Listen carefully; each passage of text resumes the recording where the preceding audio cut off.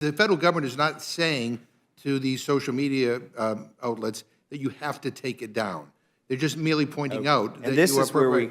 so that is the difference. This here. is where we get. You can continue to utter conspiracy theories about vaccines. I will, because else. they end up That's being right. true about 2 years later. The First Amendment doesn't protect your right to say things the government approves of.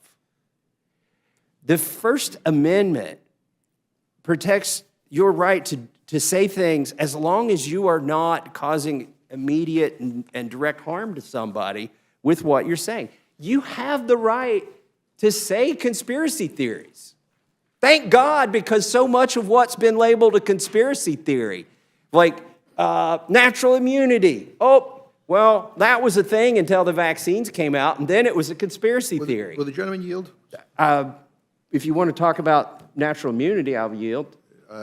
No, I don't. Okay, I want to thank support you. the bill Reclaiming- because no one's. I'll yield to you. Yeah, nobody is suggesting that you don't have the right to utter conspiracy theories. And indeed, if everybody, there's lots of that here.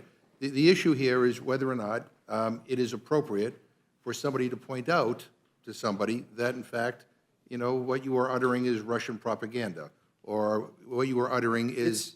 Let me reclaim it. Potentially Let me engage could you. end up inciting violence. Instead of you don't have to take it. You don't have to. Instead of shutting you down, let me engage you and, Okay, go ahead. throw something out there.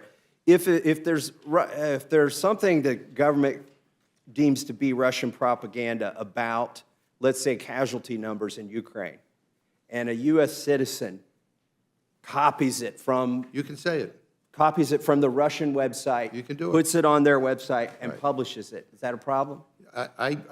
You can do it. Right. And the issue is, but the federal government is not saying to these social media outlets that you have to take it down. They're just merely pointing out that And this you are is where we. so that is the difference. This here. is where we get. You can continue to utter conspiracy theories about vaccines. I will, everything because else. they end up That's being right. true about 2 years later. The problem with saying that nobody forced anybody to do anything is the CDC spent $1 billion promoting the vaccines, and a lot of that went to these companies. We also know from the Twitter files that Twitter elected to take money from the FBI. Now, once you're on the dole and somebody, I wish this worked better with children, between adults and children, you like to say, hey, I'm paying for your car and you need to drive the speed limit, but that's children and adults. But with the FBI, once they start paying social media companies, with the CDC, once they start paying social media companies, then we can see from the Twitter files that those companies start bending over backwards. They create portals, special portals for the U.S. government to have their cases come before the social media company and get a special adjudication. You don't call, if you're the government, you don't call customer support line. Hell no, you're not going to do that. We've given, the government, the executive branch, authorized by Congress, given hundreds of millions of dollars to these companies. They're not going to say, oh, take a number, call customer support. So this is the problem, that constructively, by taking a little bit of this, a little bit of that, and some from here and some from there, the federal government is violating the First Amendment rights of people. It's happening. You can sit here and deny it. I wish the more of the amendments from the other side of the aisle were offered in good faith to make a better bill, because there definitely needs to be a bill.